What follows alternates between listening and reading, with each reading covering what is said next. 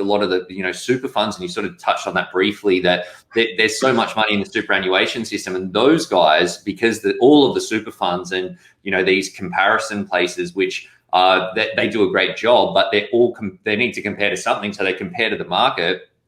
And so the people in those jobs, they do have, as you say, this big fear of saying, well, if you underperform or you perform differently to the benchmark, which no doubt will happen if you strip out, 30, 40% of the market, then of course you're going to perform differently. And that's the reason why a lot of the things, a lot of those bigger funds and the institutional capital and stuff as well, it ends up in pretty, vanilla sort of market tracking funds. Is that something that you think will change over time?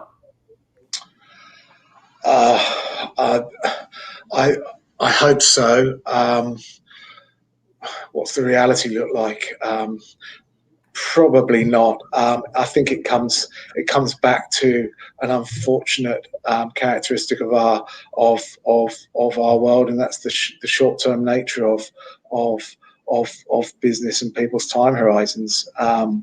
The financial world, tends to think about, quarterly earnings, and quite often incentives are around, how much product can you sell this quarter, or what's your quarterly outperformance look like, and having remuneration and bonuses linked to that. So insofar as incentives inform outcomes, if we're incentivizing the short term, people won't think longer term, and in order to be able to take that sort of position of not being invested in 30-40% of the benchmark, you need long-term thinking and a long-term framework at the end of the day. It's absolutely clear to me that certain types of companies, energy companies, certain types of miners are on a glide path to zero over the long term. So there's absolutely no doubt that you do not want to be exposed to certain sectors and certain activities.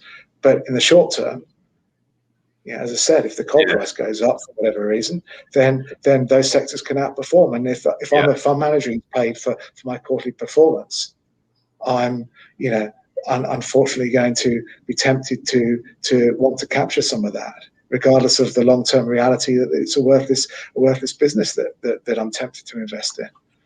It's like you can relate it back to like the political cycle as well, and the same thing that people, like we sort of touched on at the start, that people are making decisions based on them getting the best outcomes in that time. But it's also similar to money management that we find when helping clients, that you go, when you take it up and go, well, actually long term, what's really important, you have one set of priorities, but in the moment you want that pleasure hit or that outcome or that result or that thing, and you make decisions that are inconsistent with that. So I think that for all investors should, of course, you need to be taking that long-term view, but something to keep in mind when people are talking about where to place their money.